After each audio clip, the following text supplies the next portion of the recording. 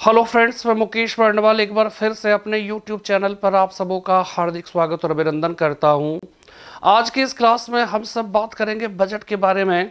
लेकिन इस बात को पहले से मैं बता दूं कि अर्थशास्त्र में जब हम बजट पढ़ते हैं और जब संविधान के अंतर्गत बजट पढ़ते हैं तो दोनों में फर्क ये होता है कि अर्थव्यवस्था में हम सब बजट के संबंध में बहुत छोटी छोटी सी चीज़ों के बारे में हम लोग बात करते हैं। हम लोग बात करते हैं जीडीपी के बारे में, हम लोग बात करते हैं जीएनपी के बारे में, हम उसमें टैक्स स्लैब के बारे में बहुत सारी बातें जो है वो की जाती है।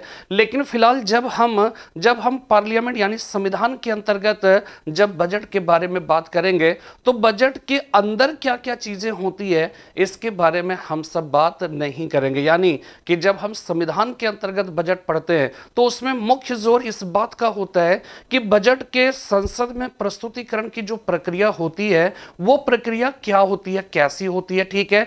दूसरी इंपॉर्टेंट बात कि उस बजट से संबंधित जो कह सकते हैं प्राकलित, जो अनुमानित, हम कह सकते हैं कि अनुमानित जो बजट है, जो धनराशि की बात उसमें की गई है, उस धनराशि की प्राप्ति के लिए कौन कौन से विधेयक पारित किए जाते हैं या कौन कौन से विधेयक लाए जाते हैं, इसके बारे में आज के इस क्लास में हम सब डिस्कस करेंगे। और इसलिए ये बहुत ही महत्वपूर्ण है और इससे रिलेटेड किसी ना किसी रूप में सवाल जो है वो पूछे जाते रहे हैं। आप थोड़ा सा हम लोग इसकी भी बात कर लेंगे कि आप लोग जेंडर बजट का नाम सुना होगा। अभी 2019-20 में ग्रीन बजट के नाम से एक नया कॉन्सेप्ट आया। ठीक है। इसके पहले क्या है, परफॉर्मेंस बजट है। इसी प्रकार जीरो बेस्ड बजट यानी शून्य आधारित बजट है। इसी प्रकार पहले जो है वो क्या है कि परिणामोन्मुखी बजट हो गया, जिसको आउटकम बजट कहा जाता है। पहले जो है तो पहले परंपरागत बजट हुआ करता था, ट्रेडिशनल बजट हुआ करता था।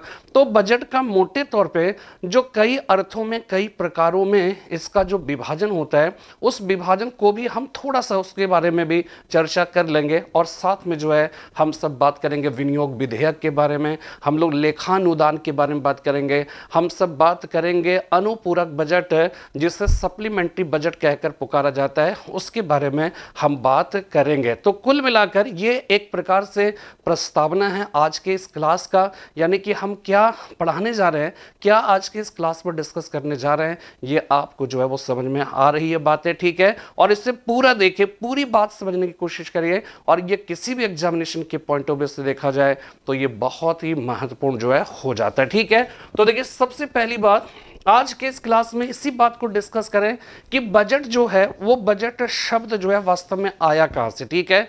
और बजट जो शब्द है उस बजट शब्द का तात्पर्य क्या होता है, और क्या हमारे देश के संविधान में कहीं पर भी बजट शब्द का प्रयोग किया गया है। बजट शब्द का प्रयोग अगर नहीं किया गया तो उसके स्थान पर बजट के लिए हम किस तरह के शब्द का प्रयोग पाते हैं संविधान के अंतर्गत। यानी कि बजट के लिए संविधान के अंतर्गत प्रयुक्त जो शब्दावली है, जो डिक्शंस है, वो डिक्शंस क्या है, इसमें हम इस बात को समझने की कोशिश करेंगे। तो वास्तव में देखिए, बजट जो है वो फ्रेंच भाषी शब्द यानी कि फ्रांस का से ये कॉन्सेप्ट लिया गया, और फ्रेंच भाषी शब्द बुजेट से जो है ये शब्द क्या है निकला है, और जिसका मतलब होता है चमड़े का थैला। ठीक है। चमड़े का थैला होता है, और चमड़े का थैला हम इसलिए यहाँ पर किया जाता है क्योंकि कहीं ना कहीं अगर इंग्लैंड की बात करें तो वहाँ पर जो है पिटारा शब्द का प्रयोग किया गया, बॉक्स शब्द का प्रयोग किया गया था।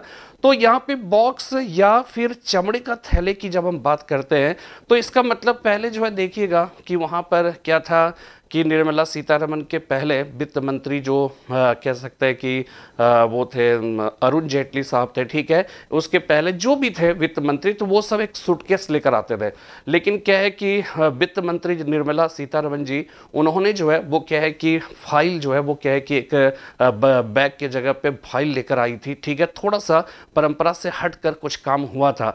तो जब हम सूटकेस में लेकर आते थे, ठीक है, वो कहीं ना कहीं किसी न किसी चाहे वो लेदर का बनाओ, चाहे वो प्लास्टिक का बनाओ, जिसका भी बनाओ, वो कहीं ना कहीं जो है वो क्या है कि जो उसका रियल जो अर्थ है चमड़े का थैला, यानी कि कहीं ना कहीं थैला जो होता है या पिटारा जो बॉक्स होता है वो कुछ ना कुछ क्या करता है, कंटेंट करता है। तो ये पिटारे में बहुत सारी बातें होती है, और फिर जब बजट रखा जाता है और उस पर जब डिस्कशन भारत के फाइनेंस मिनिस्टर के द्वारा जब उस पर स्पीचेस दिए जाते हैं तो उसमें क्या होता है, एक पिटारा खुल रहा होता है। चमड़े के बैग के अंदर जो कह सकते हैं कि रहस्य के पर्दों में जो आबद्ध जो चीज़ें होती है उसका बॉक्स जो है वो खुल रहा होता है, वो क्या है कि बाहर निकल रहा होता है। तो इसीलिए इसके लिए फ्रेंच शब्द बजट से जो है वो क्या है कि बजट शब्द आया। उम्मीद करता हूं कि आप इस बात को समझ गए होंगे। इसके बाद देखिएगा एक इंपॉर्टेंट बात कि हमारे देश के संविधान में कहीं पर भी बजट शब्दावली का प्रयोग नहीं किया गया। ठीक है, बजट शब्दावली का प्रयोग नहीं किया गया। फिर क्या किया गया और किस अनुच्छेद में किया गया, ये आपको थोड़ा सा ध्यान रखना है। तो भारतीय संविधान के अनुच्छेद 112 के खंड 1 में बजट शब्द का प्रयोग ना करके बल्कि जो है इसके स्थान पर क्या है, वार्षिक वित्तीय विवरण, ठीक है, वार्षिक वित्तीय विवरण शब्द का जो है वो प्रयोग किया गया है। ठीक है, और बजट जो होता है आप ये कह सकते हो कि आगामी वर्ष के लिए, आगामी वित्तीय वर्ष में, ठीक है, जो भी अनुमानित या प्राकलित, ठीक है, जिसको इंग्लिश में एस्टिमेटेड कहते हैं, जो आय व्यय का जो विवरण है, उस आय व्यय के विवरण यानी अनुमानित आय और व्यय का जो विवरण होता है, जो एक्सप्लेनेशन होता है, जो एनालिसिस होता है, उसी को हम क्या करते हैं कलेक्टिवली, जिस एक वर्ड्स के नाम से पुकारते हैं, उसी को बजट कहकर पुकारा जाता है। यानी बजट जो है वो आगामी वित्तीय वर्षों के लिए जो अनुमानित या प्राकलित, ठीक है, प्राकलित शब्द है,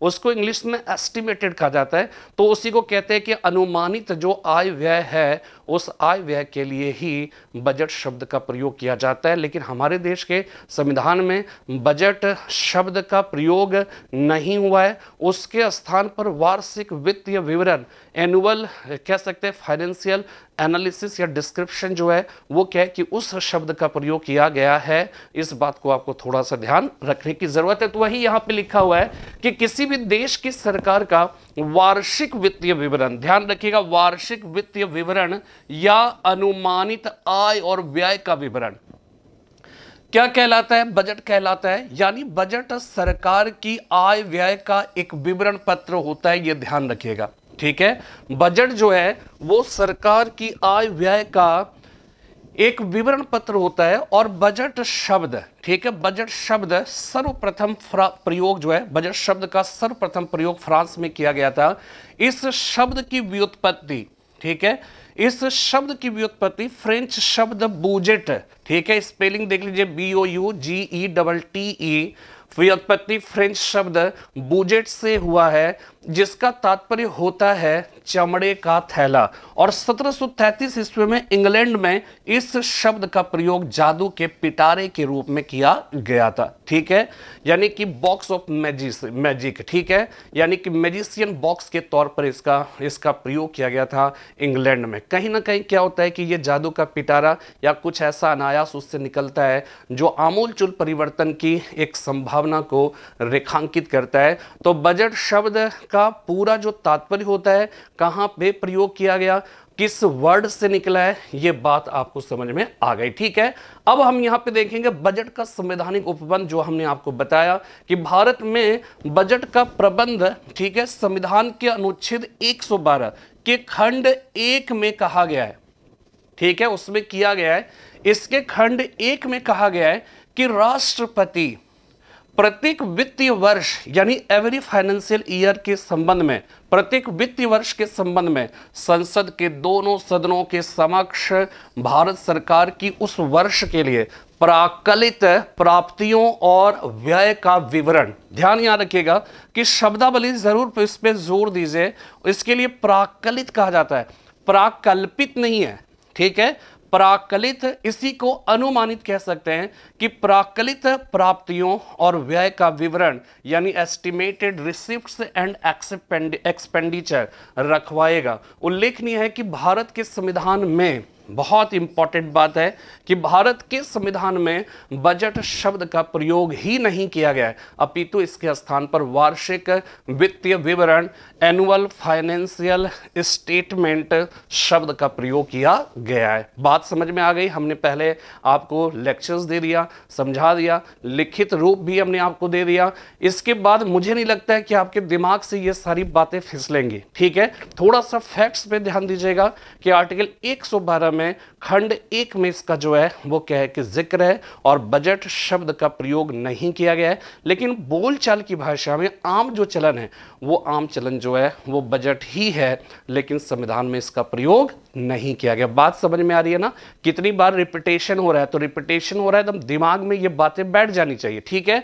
और उसके लिए जो वर्ड है प्राकलित, प्राप्तियों और व्यय का विवरण, एस्टिमेटेड रिसिप्ट्स एंड एक्सपेंडिचर रखवाएगा। उल्लेखनीय है कि भारत के संविधान में बजट शब्द का प्रयोग ही नहीं किया गया है, अपितु इसके स्थान पर वार्षिक वित्तीय विवरण, एनुअल फाइनेंशियल स्टेटमेंट शब्द का प्रयोग किया गया है, ठीक है। अब यहां पे देखिए, ये बहुत ही एक अलग तरीके से प्रस्तुत करने की कोशिश कर रहा हूं, ठीक है। और ये आप भी ऐसे ही करिएगा। इसका मतलब क्या हो गया कि बजट के प्रकार है, आप क्या करते हो कि अंदर इसमें हर एक के बारे में एक एक जो है कुछ है उस पर जो है कमेंट्स लिखा होगा, उस पर कुछ राइटअप आपको मिलेंगे, ठीक है। लेकिन पहले हमने इसको इसलिए इस तरह से बनाया क्योंकि आप भी क्या करोगे ना, जब डिटेल में पढ़ लोगे तो वापस यहां पे आइएगा और इसको देखकर आप सोचेंगे। आप इस बात को सोचिए कि इसमें क्या, इसके अंतर्गत हमने क्या पढ़ा, इसके अंतर्गत क्या पढ़ा, इसके अंतर्गत क्या पढ़ा। तो ये एक तरह से रिवीजन का एक तरीका है कि आप क्या करते हो, डिटेल में पढ़ते हैं। फिर मेन जो चीजें होती, जैसे हम विधेयक की भी बात अगर करें तो विनियोग विधेयक क्या होता है, लेखानुदान क्या होता है, अनुपूरक विधेयक क्या होता है, ठीक है। ये सब जो है वो क्या है कि आपने डिटेल में पढ़ लिया। तो आपके दिमाग में बस पॉइंट्स क्या होना चाहिए, पॉइंट्स ये होना चाहिए कि अगर आपने समझ लिया तो आपके दिमाग में बस ये है कि बजट के प्रकार है, जीरो बेस्ड बजट हो गया, फिर बजट हो गया, जेंडर बजट हो गया, फिर ग्रीन बजट हो गया, फिर जो है आउटकम बजट हो गया, फिर परफॉर्मेंस बजट हो गया, फिर ट्रेडिशनल और कन्वेंशनल बजट हो गया। इसी प्रकार जब विधेयक की बात करेंगे तो आपके दिमाग में पहले ये सोचो, इस तरह से पढ़िए आप कि सोचो कि हाँ कौन कौन सा विधेयक आता है बजट में, जो प्राकलित यानी एस्टिमेटेड, जो कह सकते हैं कि जो एक्सपेंडिचर होता है उसके लिए जो निर्धारित राशि होती है, उस राशि को अगर संसद क्या करती है, उसको निकालने की इजाजत सरकार को देती है, कार्यपालिका को, तो वो कौन सा विधेयक आता है। फिर जब तक वो जो है विधेयक पारित नहीं होता है तब तक सरकार का काम तो भाई एकदम तुरंत मिनटों में चाहिए, फ्रैक्शन ऑफ सेकेंड्स में जो है उसको पैसे की जरूरत होती रहती है। तो उस दौरान अगर अचानक जरूरत पड़ गया तो फिर उसके लिए ताबड़तोड़ कुछ ना कुछ ऐसी व्यवस्था होनी चाहिए कि हमें तुरंत भाई धनराशि मिले, नहीं तो भाई व्यवस्था पूरी गड़बड़ा जाएगी। तो उसके लिए कौन सा है। इसके बाद क्या होता है कि हम अनुमान लगाते जरूर है, लेकिन क्या है कि हम उसके बारे में कंफर्म नहीं होते हैं कि हाँ ठीक है, मोटे तौर पे हम एस्टिमेट कर लेते हैं, ठीक है, प्राकलित कर लेते हैं। लेकिन क्या है कि हो सकता है कि हमने जितना अनुमान लगाया वो अनुमान, ठीक है ना, वो अनुमान हो सकता है कि कम हो, ज्यादा जरूरत पड़ गया उसमें, तो ज्यादा जरूरत पड़ गया तो उस स्थिति में फिर कैसा विधेयक लाया जाएगा। और ये ध्यान रखिएगा, ये सारे के सारे जो विधेयक होंगे ना, ये सब मनी बिल के अंतर्गत आएगा, ये जो है वो धन विधेयक के अंतर्गत आएगा। इस बात को थोड़ा सा ध्यान रखना है, ठीक है। अब यहाँ पे देखिए बजट के हम प्रकार की बात करें, टाइप्स ऑफ बजट, ठीक है। टाइप्स ऑफ बजट की अगर बात करें तो सबसे पहला जो है यहां पर अगर आप देखिए तो ये क्या हो गया, पारंपरिक बजट, ट्रेडिशनल बजट। आप ये कह सकते हो कि ये बजट का सबसे प्रारंभिक रूप है, ठीक है। सबसे इसका जो इनिशियल, जो कह सकते हैं कि नेचर ऑफ बजट है या इनिशियल टाइप ऑफ बजट आप कह सकते हो कि जो था वो क्या है, पारंपरिक बजट। इस पारंपरिक बजट में क्या था कि इसमें केवल ये निर्धारित था कि इस चीज में इतना, इस चीज में इतना, इस चीज में इतना खर्च करना है, ठीक है ना। खर्च उसका परिणाम क्या होना है, ठीक है ना, उस परिणाम के बारे में कोई बात नहीं की गई थी। बस ये कि भाई इसमें इतना पैसा लगाना, इसमें इतना पैसा लगाना, इसमें इतना पैसा लगाना, इसमें इतना पैसा लगाना। और इसके पीछे रीजन आप समझ रहे होंगे कि जब देश हमारा आज़ाद हुआ तो हमारे देश की आज़ादी जब हुई तो उस समय परिणाम की बात छोड़िए, उस समय यह था कि हर चीज इतनी चरमराई हुई थी कि उस जगह पे पैसे लगाने की जरूरत थी, पैसे लगाने की जरूरत थी कि इसमें, और उसका रिजल्ट की बात छोड़ दीजिए क्योंकि वो रिजल्ट तुरंत मिलने वाला नहीं था, ठीक है। तो ये क्या था कि इसमें सिर्फ जो है उस समय ये कहा गया कि इसमें इतना धन चाहिए, इसमें इतना धन चाहिए, इसमें इतना धन चाहिए, इसमें इतना धन चाहिए। तो वो राशि जो है वो, जहां पर आप परिणाम की बात नहीं कर रहे हो, जहां पर आप उसके निष्पादन की बात नहीं कर रहे, यानी कि ना तो आउटकम की बात कर रहे हैं और ना ही उसके परफॉर्मेंस की बात कर रहे हो, तो वो जो है वो क्या हो जाएगा, ट्रेडिशनल बजट, वो हो जाएगा कन्वेंशनल बजट हो जाएगा। लेकिन क्या हुआ, कुछ समय तक चला, लेकिन क्या है, जब तक आप केवल और केवल जो है ये कहोगे कि भाई इस मतलब जो है कह सकते हैं कि इस मद में इतना धन चाहिए, इस मद में इतना धन चाहिए, तो ये धन चाहिए, ठीक है, लेकिन जब तक आप ये नहीं बताओगे कि इसमें कितना राशि और इसका जो है कह सकते हैं कि परिणाम क्या होगा, ठीक है, इसका परिणाम इतना धन लगाएंगे और इसका परिणाम ये होगा, जब तक आप ये नहीं बताओगे तो एक प्रकार से क्या है कि उसको तो गोईठा में कहते हैं ना, घी सुखाना, जिसको कहते हैं कंडी में घी सुखाने वाली बात हो जाएगी कि आप उसका रिजल्ट नहीं बताओगे कि भाई हम कंडी में घी डाल रहे हैं तो उसका रिजल्ट क्या है, उसका क्या मिलेगा, कि हम यूं ही पैसा तो बर्बाद करेंगे नहीं। तो परिणाम, तब जब परिणाम की बात की जाने लगी बजट में, तो उसी को कहा जाने लगा आउटकम बजट, ठीक है, आउटकम बजट, यानी कि इसको कहा गया परिणामोन्मुखी, ठीक है, परिणामोन्मुखी बजट कहकर पुकारा जाने लगा। थोड़ा सा शब्द थोड़ा टेढ़ा है ना, इसलिए थोड़ा सा रुक कर बोलना पड़ता है, ठीक है। तो परिणामोन्मुखी बजट की बात आप समझ में आ गई। पहले पारंपरिक बजट में क्या है, इसमें इतना खर्च होगा, इतना खर्च होगा, इतना खर्च होगा, ठीक है, यानी कि उसका परिणाम क्या निकलेगा इसकी चर्चा अभी फिलहाल नहीं की जा रही थी। अब क्या हुआ, कुछ समय बीत जाने के बाद लगा कि नहीं भाई, परिणाम की बात नहीं करोगे तो आप क्या केवल धन लगाते जाओगे कि उसका कुछ रिजल्ट भी बताएंगे आप।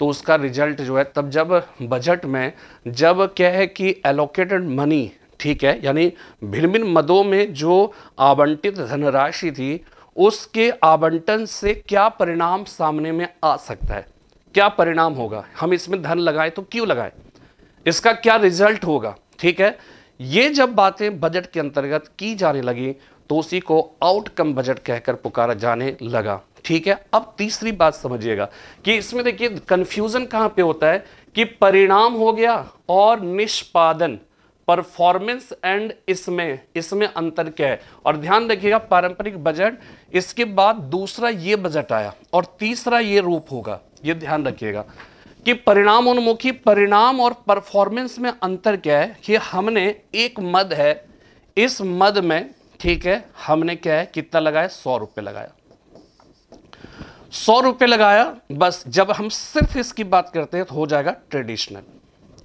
लेकिन क्या है, अब जब बात ये होने लगी कि ये मद है, इसमें हमने 100 रुपए लगाया और इसका परिणाम क्या होगा, इसका परिणाम होगा कि ये जब परफॉर्म अच्छा करेगा, यानी कि जब वो चलने लगेगा, जब चलने लगेगा तो इससे हमें 120 रुपए की आय की प्राप्ति होगी।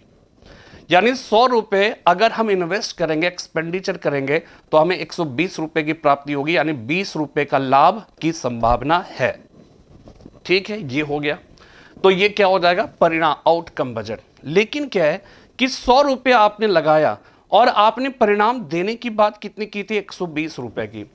लेकिन अब जो है जब हो गया, 1 साल बीत गया, तो इसमें क्या है कि इसका परफॉर्मेंस देखा गया, यानी इसका निष्पादन देखा गया कि 100 रुपए आपने लगाने की बात की थी और आय की बात 120 रुपए की, तो क्या 120 रुपए की प्राप्ति हुई या नहीं हुई। तो जब तक शुरू में केवल लगाने की बात थी, दूसरे में यह कहा गया कि इतना लगाएंगे इतना मिलेगा, तीसरे में क्या होगा कि इतना मिला या नहीं मिला, दैट इज नोन एज निष्पादन बजट या परफॉर्मेंस बजट जो है उसी को पुकारा गया। यानी कि इसमें जो है अब देखा जाने लगा कि क्या वास्तव में ऐसा हो रहा है अथवा नहीं, जो आपने अनुमान लगाया वो अनुमान के हिसाब से काम हुआ अथवा नहीं, इस बात का जो है वो क्या है कि उसमें उल्लेख किया गया, ठीक है। तो ये हो गया आपका निष्पादन बजट। अब देखिए शून्य आधारित बजट जो है, जीरो बेस्ड बजट, हर बार क्या होता है कि जब हम क्या है कि पिछले फाइनेंशियल ईयर की बात करें, एजुकेशन सेक्टर है मान लीजिए, तो उस पर हमने 100 रुपए खर्च किया, ठीक है। अब नेक्स्ट फाइनेंशियल ईयर आएगा, नेक्स्ट फाइनेंशियल ईयर हम जो है क्या करते हैं कि ये देखते हैं कि इसमें 100 रुपए खर्च किया गया, तो इस बार इस पर खर्च कितना करेंगे, 120 रुपए करेंगे, ठीक है। यानी कि हम जो है इस सेक्टर में, इस मद में पिछले साल कितना खर्च किया, उसी के आधार पर अगले साल की बजट जो है वो क्या है कि बनाई जाती है। तो इसका जो आधार है वो आधार क्या है, पिछले साल उसी सेम मद पर कितना खर्च किया, उसके हिसाब से बजट का निर्धारण करना। समझ में बात आ रही है ना। अब यहां पे देखिए क्या है, जब हम जीरो बेस्ड बजट की बात करते हैं तो हम पिछला जो साल है, इस साल को हम क्या करते हैं, हटा देते हैं, बस एकदम फ्रेश कि ओवरऑल बात करो, ओवरऑल बात करिए कि इसमें कितना लगाना है, पीछे की बात छोड़िए। तो जब आप क्या करते हो, एकदम फ्रेश हुए उस मद पर आप धनराशि एलोकेट करते हैं बिना इस बात का कंसीडर किए कि पिछले वित्तीय वर्षों में उसमें कितना धन आवंटित किया जा रहा है, तो ऐसी बात जो है वो क्या होगा, इसी को कहेंगे जीरो बेस्ड बजट, इसे शून्य आधारित बजट कहेंगे। बस देखिए एक बात समझिएगा कि इसके बहुत सारे जो टेक्निकल पॉइंट्स हैं वो इकोनॉमिक्स में आप पढ़ोगे, ठीक है, इकोनॉमिक्स, बट मैं आपको केवल उसका एक कह सकते हैं कि जो मतलब उसका सतही तौर पे जो जानकारी है, उसका जो ओवरऑल जो है, बाकी उसके अंदर का जो टेक्निकल चीज़ है वो फिलहाल फिर एक अलग सब्जेक्ट हो जाता है, फिर वो इकोनॉमिक्स का विषय हो जाता है। मैं आपको केवल इसके रूप के बारे में समझाने की कोशिश कर रहा हूं, ठीक है। इसके बाद देखिए बच गया क्या, लैंगिक बजट और ग्रीन बजट। लैंगिक बजट का मतलब यहां पे समझ जाइए कि आपको पता है कि महिला और बाल विकास मंत्रालय, ठीक है, महिलाओं की स्थिति, या हम लोग जो है अक्सर अपने देश में महिला सशक्तिकरण की बात करते हैं, ठीक है, विमेन एम्पावरमेंट की बात करते हैं, महिला सशक्तिकरण की बात करते हैं।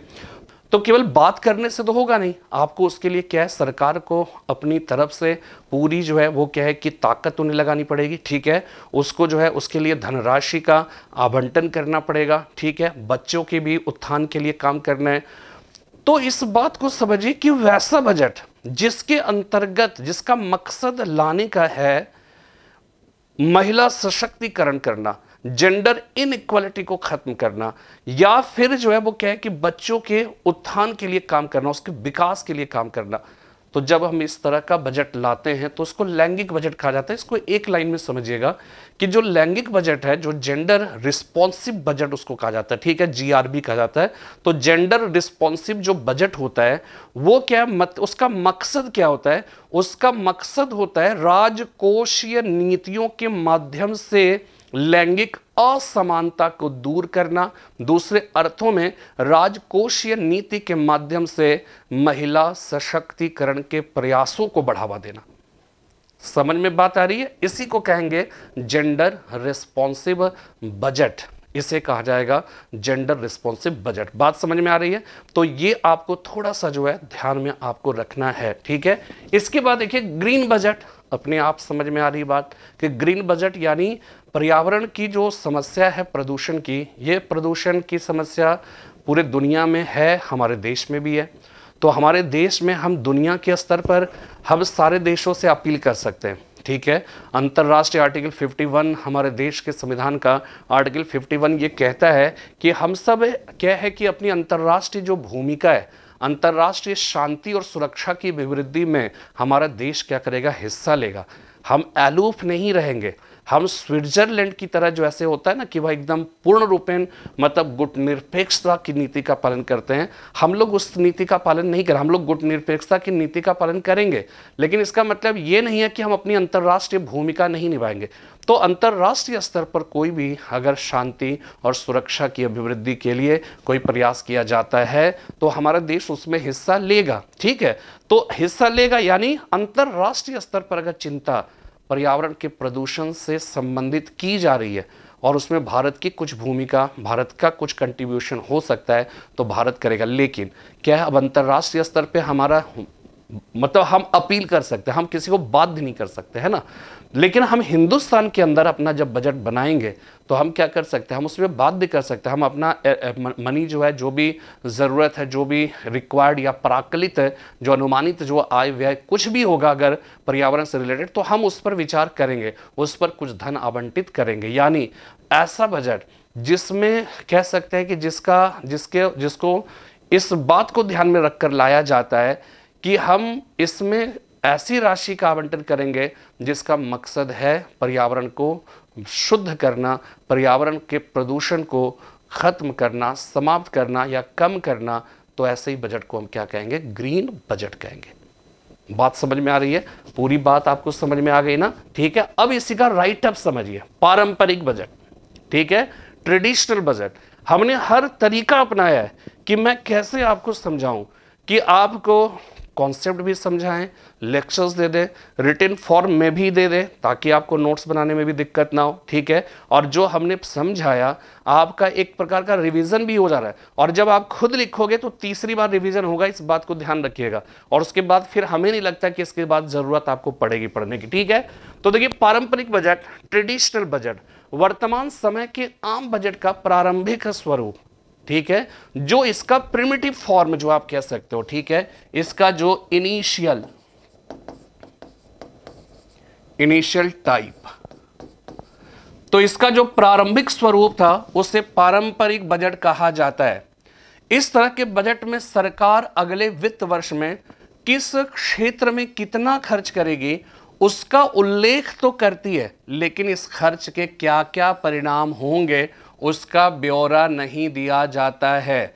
बस इतनी बात आप समझ जाइएगा, इतनी बात आप याद रखिएगा। अगर आप बहुत ज़्यादा लिखने में तकलीफ़ें हो रही है, तकलीफ़ की बात अगर अब मैं करूं तो तकलीफ़ तो आपके लिए होना नहीं चाहिए, लेकिन भाई आप लोग बहुत शॉर्ट में हर चीज़ करना चाहते हैं, आप चाहते हो जल्दी जल्दी हो जाए, लेकिन जल्दी कुछ नहीं होता है, इस बात को ध्यान रखिएगा। जब तक पूरा ब्रॉडर सेंस में, और एसएससी वगैरह सब हो जाए अलग चीज़ है, लेकिन सिविल सर्विसेज वगैरह में जब तक दिमाग में आप पूरा कॉन्सेप्ट लेकर नहीं चलोगे ना, तो इसलिए कोई शॉर्टकट तरीका नहीं। आप एकदम पहले विस्तृत होना सीखिए, पहले फैलाव जो है वो क्या है कि अपना दिखाइए, फिर सिमटने की बात तो तब होगी जब हम फैलाव की बात करेंगे। फैलाव नहीं है, शुरू में ही सिमटे रहेंगे तो फिर फैलाव की जहाँ पे ज़रूरत होगी, जहाँ पे विस्तार की ज़रूरत होगी, वहाँ पर आप टाई फिस हो जाएंगे, आप असफल हो जाएंगे। इसलिए हमेशा मेरा ध्यान ये रहता है कि मैं आपको कितना वक्त दूं, और आप थोड़ा ठहर कर, सुन कर, लिख कर, देख कर, हर चीज़ जो है सीखने लायक जो बातें वो सारी चीज़ें सीखिए।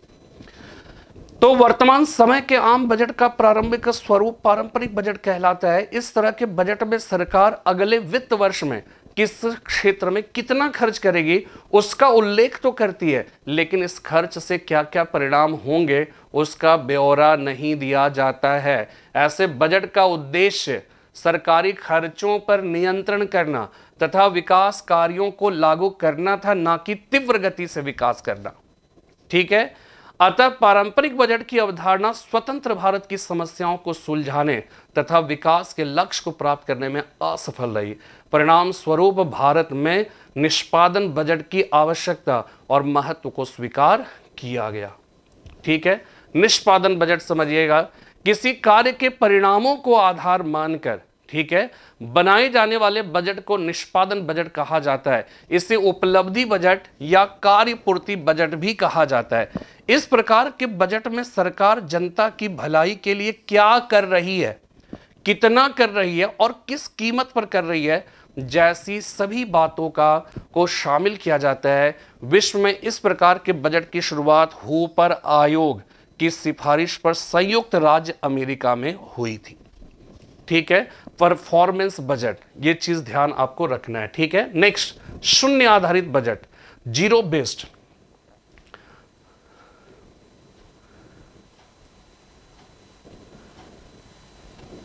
ठीक है, इसको थोड़ा सा परिणाम, अच्छा पहले जो है शून्य आधारित समझ लेते हैं, ठीक है। शून्य आधारित बजट में प्रत्येक वर्ष कार्य का निर्धारण शून्य आधार पर, जो आपने बताया शून्य आधार पर किया जाता है, अर्थात पुराने व्यय के आधार पर नए व्यय का निर्धारण नहीं किया जाता है, बल्कि प्रत्येक कार्य के लिए नए सिरे से नीति का निर्धारण किया जाता है। इस बजट को सूर्यास्त बजट, ये सब याद रखिएगा, ठीक है, सूर्यास्त बजट भी कहा जाता है। और शून्य आधारित बजट की अवधारणा का प्रतिपादन पीटर ए पायर ने 1970 एडी में किया था। इसका सर्वप्रथम प्रयोग 1973 में अमेरिका के जॉर्जिया प्रांत के बजट में तत्कालीन गवर्नर जिम्मी कार्टर द्वारा किया गया था। बाद में 1979 में अमेरिका के राष्ट्रीय बजट में भी इस प्रणाली को अपनाया गया, ठीक है। इसके बाद देखिए परिणामोन्मुखी बजट, आउटकम बजट, ठीक है। भारत में प्रतिवर्ष जन कल्याणकारी कई योजनाओं की शुरुआत होती है और उसमें ढेरों धन लगाए जाते हैं, लेकिन यह कहां तक सफल रहा इसके मूल्यांकन की कोई ठोस व्यवस्था नहीं है। इन कमियों को दूर करने के लिए 2005 में भारत में पहली बार परिणामोन्मुखी बजट पेश किया गया था, जिसके अंतर्गत आम बजट में आवंटित धनराशि का विभिन्न मंत्रालयों और विभागों ने किस प्रकार उपयोग किया, उसका ब्यौरा देना आवश्यक था। ठीक है, वहां पर जो है वो क्या है कि परफॉर्मेंस क्या था, यहां पर पूरा जो है परिणाम जो है वो क्या है कि बताना था क्या होना है। ठीक है, लैंगिक बजट देखिए, एक ऐसा बजट जिसमें उन तमाम योजनाओं और कार्यक्रमों पर किए गए खर्च जिनका संबंध महिला और शिशु कल्याण से होता है का उल्लेख होता है, लैंगिक बजट कहलाता है। जेंडर बजट महिलाओं को मुख्य धारा में जोड़ने का एक सशक्त माध्यम है। प्रायोगिक तौर पर इसकी सर्वप्रथम शुरुआत, ध्यान रखिएगा, ऑस्ट्रेलिया में मानी जाती है, जहां पर 1980 के दशक में पहली बार इसका प्रयोग किया गया। ठीक है, 2005 से भारत ने औपचारिक रूप से वित्तीय बजट में जेंडर उत्तरदायी बजटिंग, जिसको जेंडर रिस्पॉन्सिव बजटिंग को अंगीकार किया था। जीआरबी का उद्देश्य राजकोषीय नीतियों के माध्यम से लिंग संबंधी चिंताओं का समाधान करना। ठीक है, ये ध्यान रखिएगा, ये एक लाइन जो हमने आपको बताया था कि राजकोषीय नीतियों के माध्यम से लिंग संबंधी चिंताओं का समाधान करना, यही जो है लैंगिक बजट कहलाता है। ठीक है, ग्रीन बजट क्या होगा? हाल के दिनों में एक और प्रकार के बजट की चर्चा रही है जिसे ग्रीन बजट कहा जा रहा है। मोदी सरकार ने वित्त मंत्री सीतारमन के द्वारा 2019-20 के लिए प्रस्तुत पूर्णकालिक बजट को ग्रीन बजट कहकर पुकारा है। इसमें पर्यावरण, इलेक्ट्रिक मोबिलिटी और सोलर सेक्टर पर विशेष बल दिया गया। दरअसल ग्रीन बजट ऐसे बजट को कहा जाता है, ठीक है, यहां पर एक जो है ऐसे बजट को कहा जाता है जिसमें ऐसे साधन अपनाए और उसके लिए प्रावधान किए जाते हैं जिससे देश का पर्यावरण बेहतर हो सके। आप सब देखिएगा कि बहुत सारे वस्तुओं में इको मार्क लगा होता है। ठीक है, इको मार्क का मतलब ये होता है कि उस वस्तु के उत्पादन में ऐसी किसी भी प्रक्रिया का पालन नहीं किया गया जिससे पर्यावरण को क्षति पहुंचे। तो पर्यावरण के क्षति को ध्यान में रखते हुए कि पर्यावरण के अनुकूल उसके निर्माण की प्रक्रिया हो, इस प्रक्रिया का, इस तरह का जो भी वस्तुएं बनती है उसको इको मार्क कहा जाता है। यानी इको मतलब इकोलॉजी, ठीक है ना, यानी कि जब किसी वस्तु पर इको मार्क लगता है तो इसका मतलब ये हो गया कि उस वस्तु के निर्माण की प्रक्रिया ऐसी है जिससे पर्यावरण को किसी तरह का नुकसान नहीं पहुंचता है, उसको इको मार्क कहते हैं। इसी प्रकार आप देखिएगा जो कालीन है ना, कालीन वगैरह सब में एक जो है मार्क पड़ता है रग मार्क। रग मार्क, रग मतलब होता है कालीन। तो रग मार्क अगर किसी कालीन पर पड़ा हुआ है तो इसका मतलब है कि उस कालीन के निर्माण में चाइल्ड लेबर का प्रयोग नहीं किया गया। समझ में बात आ रही है ना? तो कुछ जो मार्क, उसमें से जो इको मार्क है, ISI मार्क है, ये सब मार्क जो है वो कहीं ना कहीं जो है, तो यहां पर इस चीज को ध्यान रखिएगा कि जो ग्रीन बजट है, बजट ऐसे बजट को कहा जाएगा, बजट के ऐसे रूप को, ऐसे प्रकार को कहा जाएगा जिसमें पर्यावरण की रक्षा या पर्यावरण के प्रति जो संवेदनाएं होनी चाहिए और उसकी रक्षा के लिए जो प्रयास होने चाहिए, जब उसको केंद्र में रखकर हम बजट का निर्माण करते हैं, धन का आवंटन करते हैं, तो ऐसे ही बजट को ग्रीन बजट कहकर पुकारा जाता है। बात समझ में आ रही है? ठीक है, नेक्स्ट। अब यहां पे देखिए बजट प्रस्तुतिकरण की प्रक्रिया क्या होती है। 3 जो है चरण में होता है और इसमें सबसे जो महत्वपूर्ण चरण होता है वो दूसरा चरण होता है। पहले चरण में क्या होता है कि बजट को वहां पे रखा जाता है और जिस दिन रखा जाता है उस पर वित्त मंत्री का भाषण होता है, जो कह सकते हैं संसद के बहुत ही महत्वपूर्ण भाषणों में से एक जो है वो कह कि माना जाता है। तो पहला दिन जब रखा जाता है तो उस पर वित्त मंत्री क्या करते हैं, उस पर जो है भाषण देते हैं, स्पीचेस देते हैं और वो भाषण देते हैं। उसके बाद भाषण देने के बाद दूसरे चरण की प्रक्रिया तब आएगी 3, 4, 5, 6 दिन के बाद जो है, ताकि इस दौरान क्या करे, संसद में जो भी विपक्ष है और सारे जो भी लोग हैं सांसद, वो उसकी बात अगर पढ़ना चाहता है, कुछ करना चाहता है, वो सब पढ़ ले। पूरा पढ़ लेने के बाद सब कुछ होता है। 4, 5, 6 दिन के बाद फिर से जब असेंबली होती है संसद की जो है, तो वहां पर क्या होता है कि वित्त मंत्री ने जो स्पीचेस दिए, ठीक है, जो भाषण दिए, उस पर क्या होता है, चर्चा होती है। और चर्चा होती है उसमें 2 तरह से चर्चा होती है। एक तो सामान्य चर्चा हो गई, फिर दूसरी चर्चा किसकी होगी कि उसमें एलोकेटेड जो भिन्न भिन्न जो मद के धनराशि है उसके भिन्न भिन्न मदों पर जो है बारी बारी से चर्चा होगी। एक तो तरीका ये हो सकता है, या फिर जो है चर्चा हुई फिर उसके बाद अगर कुछ टेक्निकल चीज है, ठीक है ना, तो उस टेक्निकल जो है कह सकते हैं कि जो है एक मतलब जो है टेक्निकल अगर बातें हैं तो वहाँ पे संसद में हमने आपको बताया था कि संसद की बहुत सारी समितियाँ होती है, कमिटीज़ होते हैं, और वो संसद की जो समितियाँ होती है वो समिति क्या करती है कि उस पर जो है कुछ जो भी जिस तरह से मतलब वो एक तरह से जो है तदर्थ समिति होती है। तदर्थ समिति का मतलब है एडहॉक कमिटी, कि वो उस बजट पर विचार करने के लिए उसका गठन होता है उस समिति का, और बजट के विचार करने और रिपोर्ट देने के बाद, ठीक है, उसके बाद फिर क्या होता है, वो जो है अपना प्रतिवेदन देने के बाद फिर उसको उस समिति को भंग कर दिया। तो ऐसी समिति को तो तदर्थ समिति कहा जाता है, ठीक है। तो ये जो है वो क्या है कि इसको ध्यान में आपको रखना है। तो ये समिति को दे दिया जाता है, उस पर जो भी आता है उसके बाद क्या होता है, तीसरा स्टेज आता है। तो तीसरा स्टेज एक प्रकार से जो है कह सकते हैं कि फॉर्मेलिटीज होता है, मेन होता है दूसरा स्टेज, ठीक है। अच्छा, इसमें एक दो बात और समझिएगा, एक और टर्मिनोलॉजी है जो ध्यान रखिएगा, उसको गिलोटिन कहा जाता है, गिलोटिन।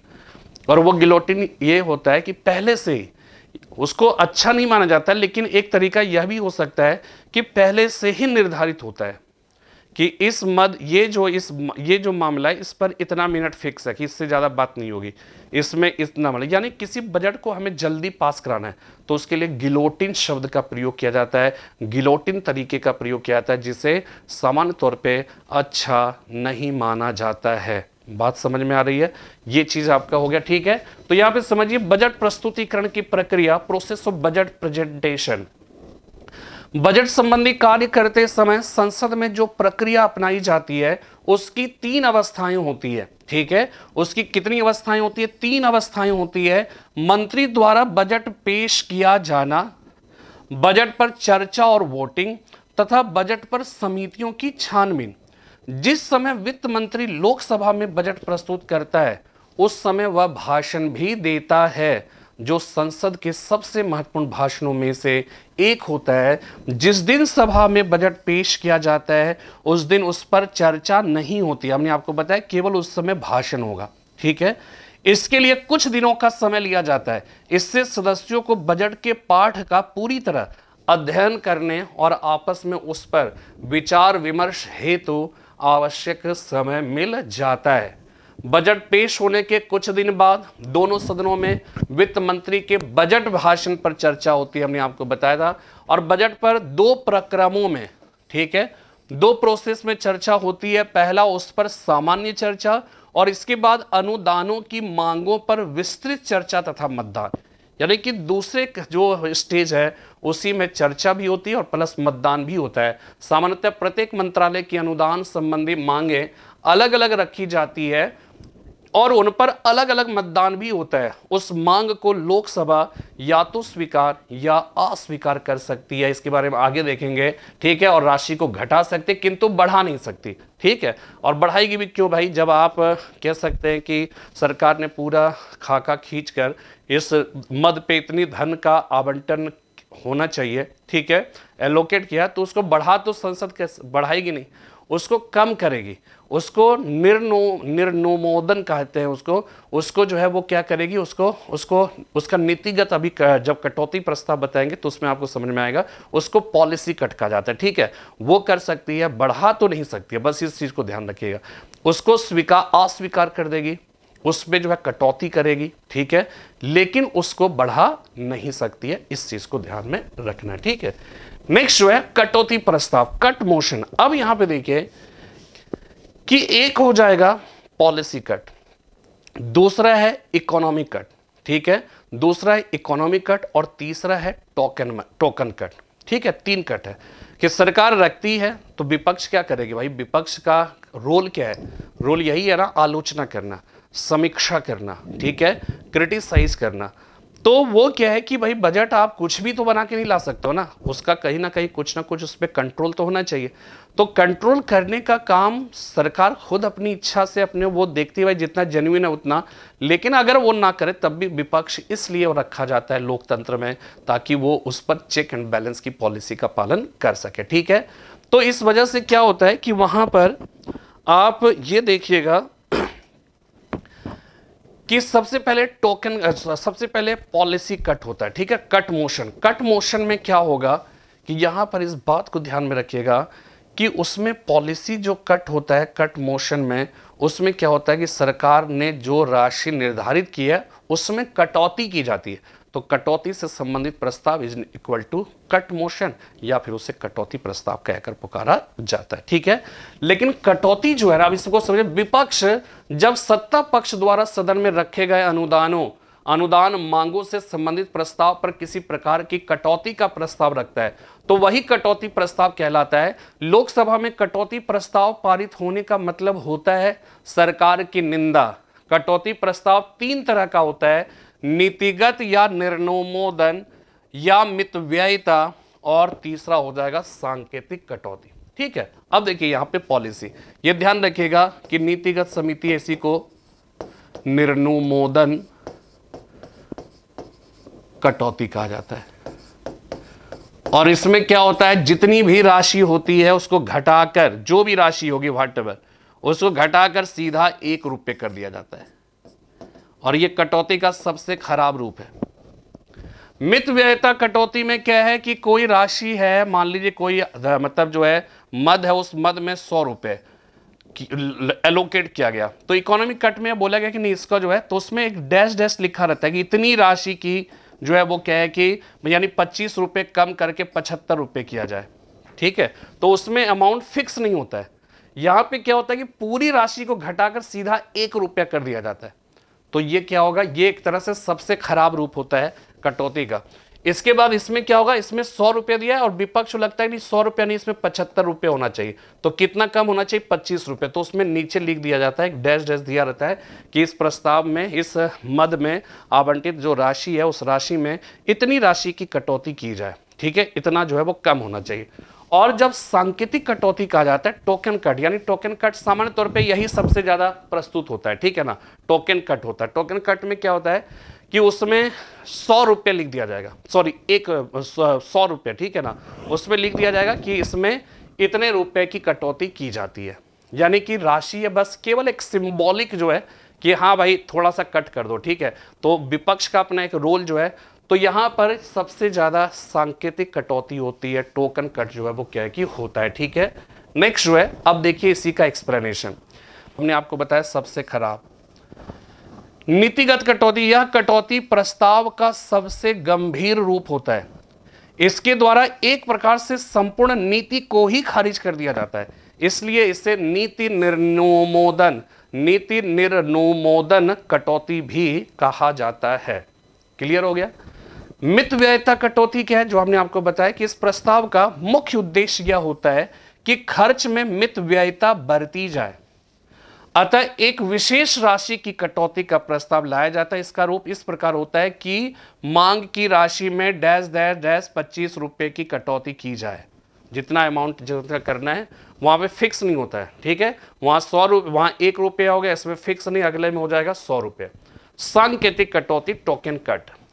इस कटौती का उद्देश्य शासन के उत्तरदायित्व से संबंधित किसी विशेष विषय पर असंतोष व्यक्त करना होता है। सदन में सबसे अधिक इसी कटौती का प्रस्ताव किया जाता है। इस प्रस्ताव में सामान्यतः 100 रुपये की कटौती की बात कही जाती है, ठीक है। नेक्स्ट समझिए आप, गिलोटिन हमने बता दिया कि गिलोटिन का लक्ष्य किसी विधेयक को जल्दी पास कराना होता है, और इसके लिए पहले से ही तय कर दिया जाता है कि विधेयक के विभिन्न अवस्थाओं के लिए इतना इतना समय दिया जाएगा। गिलोटिन की पद्धति को प्रायः पसंद नहीं किया जाता क्योंकि इससे विरोधी सदस्य को अपने विचार प्रकट करने का पूरा अवसर नहीं मिल पाता। इसलिए हमने आपको कहा कि इसका मकसद यह जल्दी जल्दी बजट को पास कराना, और पहले से ही भाई इसमें इतना मिनट से ज़्यादा नहीं होगा, ठीक है, और इसको प्राय पसंद नहीं किया जाता है क्योंकि पूरा अवसर नहीं मिल पाता। अब देखिए कि 3 होगा विनियोग विधेयक, जो राशि आपने आवंटित किया। अब संसद में एक विधेयक भाई पूरी राशि, देखिए 2 तरह से होता है, एक हो गया कि प्रतिवर्ष आय जो व्यय का जो भी आपने प्राकलित किया है, एक तो वो खर्चा होना है, और कहाँ से होगा, कंसोलिडेटेड फंड से, संचित निधि से उसका खर्च किया जाना है। लेकिन एक खर्चा संचित निधि पर जिसको भारित खर्च कहा जाता है, charged expenditure on consolidated fund जिसको कहा जाता है, उसमें क्या होता है, जैसे राष्ट्रपति, उपराष्ट्रपति, भारत के जो सुप्रीम कोर्ट और हाई कोर्ट के जजेस वगैरह होते हैं, ठीक है, उन सब का जो कह सकते हैं कि जो राशि होती है उनको फ्रीडम देने के लिए उसका क्या होता है कि उसमें कोई बजट नहीं, कोई मतदान नहीं होता है संसद में, बस एक फिक्स है इतना और वो हो गया, और उसके बाद वो चार्ज हो जाता है कंसोलिडेटेड फंड। तो वो भी तो प्रतिवर्ष का तो खर्च होगा ना, वो एक्सपेंडिचर हो गया, प्लस आप एक्सपेंडिचर और क्या करेंगे भाई, भिन्न भिन्न मदों पर जो धन खर्च करने वाले हैं वो भी हो गया। तो वो दोनों को मिलाकर अब ये किससे भारित होना है, किस पर चार्ज होना है, संचित निधि। तो संचित निधि से वो धन निकालने के लिए उसके लिए एक विधेयक लाया जाता है, और वो विधेयक पारित होता है, कानून बनता है, तब जाकर आप जो है वो क्या है कि धन निकाल सकते हैं। तो वो धन निकालने से संबंधित जो विधेयक है दैट इज नोन एज विनियोग विधेयक, इसी को एप्रोप्रिएशन बिल कहकर पुकारा जाता है, ठीक है। लेकिन इसमें क्या है, टाइम लग सकता है, थोड़ा सा इसमें डिस्कशन होगा, टाइम लग सकता है। तो इस वजह से क्या होता है कि हमारे देश में तुरंत तुरंत कुछ ना कुछ काम होता रहता है। तो ऐसी स्थिति में अगर इस प्रक्रिया में समय ज़्यादा लग रहा है और हमें तत्काल में धन की ज़रूरत है, तो क्या होता है, उसके लिए वोट ऑन अकाउंट, उसी को लेखानुदान कहकर पुकारा जाता है। एक हो गया। तीसरा क्या है, तीसरा हो गया अब उसको कहते हैं, उसे कहा जाता है अनुपूरक बजट, उसे सप्लीमेंट्री जो है विधेयक कहा जाता है, ठीक है। और सप्लीमेंट्री विधेयक में क्या होता है कि हमने जितना अनुमान किया था, प्राकलित किया था, एस्टिमेट किया था कि इस मद पर इतना खर्च होगा, लेकिन बाद में पता चला कि नहीं, इसमें और भी खर्च होना है। 100 रुपये था लेकिन 50 रुपये और, तो उसको बीच में प्राप्त करने के लिए इसके लिए जो विधेयक लाया जाता है, देखिए ध्यान रखिएगा, संसद का पूरा कमांड रहता है, और संसद में भी धन विधेयक है तो लोकसभा का पूरा कमांड होता है, विपक्ष और पक्ष दोनों का रहता है, ठीक है। लेकिन होता क्या है कि चूंकि पक्ष जो भी सत्ता पक्ष होता है लोकसभा में ही बहुमत होता है, तो लोकसभा में बहुमत से फिर सरकार बनती है, तो लोकसभा में उसकी मेजोरिटी होने की वजह से प्राय वो धन विधेयक पारित हो ही जाता है, ठीक है, अपने हिसाब से। और ऐसा रखा भी इसीलिए गया है क्योंकि हम सब ने अपने देश में, आप कभी कल्पना करिए ऐसा क्यों जो है लोकसभा को राइट दिया गया, राज्यसभा को उतना ज़्यादा नहीं दिया गया। तो इसके पीछे बड़ा कड़वा अनुभव रहा था। वित्त मंत्री याद रखिएगा, जब अंतरिम सरकार बनी थी 1946 में, तो बात शुरू में तो मुस्लिम लीग शामिल नहीं हुई थी, लेकिन बाद में जब शामिल हुई तो उसने इतना अड़ंगा, उसमें क्या है, लियाकत अली को वित्त मंत्रालय सरदार पटेल ने दे दिया, और उन्होंने इतना अड़ंगा लगाया कि कोई काम ही नहीं हो पाता था। तो फिर ये लगा कि नहीं, ऐसी व्यवस्था करनी है कि सरकार को जब धन की जरूरत हो उसे प्राप्त हो, उसमें कोई बेवजह रोड़ा ना लगाए। तो इस वजह से लोकसभा को राइट थोड़ा ज्यादा दिया गया, ठीक है। ये चीज ध्यान रखना है कि विनियोग विधेयक जब लोकसभा द्वारा अनुदान संबंधी सारी मांगे स्वीकार की जा चुकी होती है, तब इन सारी मांगों को तथा देश की संचित निधि कंसोलिडेटेड फंड पर भारित व्यय को मिलाकर, यानी इस मांग के लिए जो धनराशि चाहिए और संचित निधि पर भारित व्यय, मतलब जो है जजेस वगैरह हो गए, राष्ट्रपति, उपराष्ट्रपति, इन सब का एक विधेयक का रूप दे दिया जाता है, जिसे वार्षिक विनियोग विधेयक कहते हैं। इस विधेयक का आशय, जैसा कि इसके नाम से स्पष्ट है, संचित निधि में से व्यय के विनियोग के लिए सरकार को कानूनी अधिकार दिया जाना। इसे लोकसभा द्वारा पेश किए जाने के पश्चात लोकसभा अध्यक्ष यह प्रमाणित करता है कि यह एक धन विधेयक है और उसे राज्यसभा के पास भेजा जाता है। लेकिन आपको पता है राज्यसभा को इस पर कोई विशेष अधिकार नहीं होता है, बस 14 दिन तक वो अपने पास रख सकता है। 14 दिन के बाद या तो वो कह सकते हैं कि वो वापस लौटा दे 14 दिन के भीतर, और अगर नहीं लौटाता है तो ऐसी स्थिति में क्या है कि 14 दिन के बाद ऐसा मान लिया जाएगा कि राज्यसभा ने भी उसी रूप में पारित कर दिया जिस रूप में लोकसभा ने पारित किया है। एक बार वो कह सकते हैं, रिकमेंड कर सकता है, लेकिन लोकसभा मानना ना मानना वो अपने जिम्मे उसके मतलब जो है विवेक पर निर्भर करता है, उसके डिस्क्रिशनरी पावर है ये, ठीक है। तो ये हो गया विनियोग विधेयक। इसके बाद लेखानुदान क्या है, वोट ऑन अकाउंट। विनियोग विधेयक के पारित होने के बाद ही भारत की संचित निधि से कोई धन निकाला जा सकता है, लेकिन सरकार को इस विधेयक के पारित होने के पहले भी धन की आवश्यकता होती है। लोकसभा लेखानुदान पारित करके सरकार के लिए एक अग्रिम राशि मंजूर कर सकती है, ठीक है। ये हमने बता दिया, ये भी हो गया। अनुपूरक जो बजट है, बस अनुपूरक जो ग्रांट है या अनुदान है, वो क्या है, संसद की ओर से स्वीकृत मांगे अनुमानित होती है। इसलिए यदि किसी विभाग के व्यय हेतु स्वीकृत राशि कम हो जाए तो उसे पूरा करने हेतु सरकार लोकसभा में अनुपूरक अनुदान की मांग पेश करती है, सप्लीमेंट्री ग्रांट की मांग पेश करती है। और ये है कुल मिलाकर इसकी पूरी जो है विवेचना जितना हम कर सकते थे। और उसमें बहुत महत्वपूर्ण है, इससे सवाल जो है पूछे जाते हैं, इस बात को ध्यान रखिएगा। तो फिलहाल आज की क्लास में इतना ही। उम्मीद करता हूं कि आपको हमारी बातें समझ में आई होगी और बजट से संबंधित संसद की जो प्रक्रिया है, जो उससे संबंधित विधेयक है, उससे संबंधित जो बजट के विभिन्न प्रकार हैं, उनके बारे में हमने आज की क्लास में डिस्कस किया। और उम्मीद करता हूँ कि ये बातें आपको समझ में आई होगी। और अगर समझ में आए तो ज़रूर एक थंब जो है अपना लाइक लगाइए और कुछ ना कुछ कमेंट्स करिए। फिलहाल आज इतना ही, कल मिलते हैं फिर एक नए विषय के साथ। तब तक के लिए जय हिंद, जय भारत।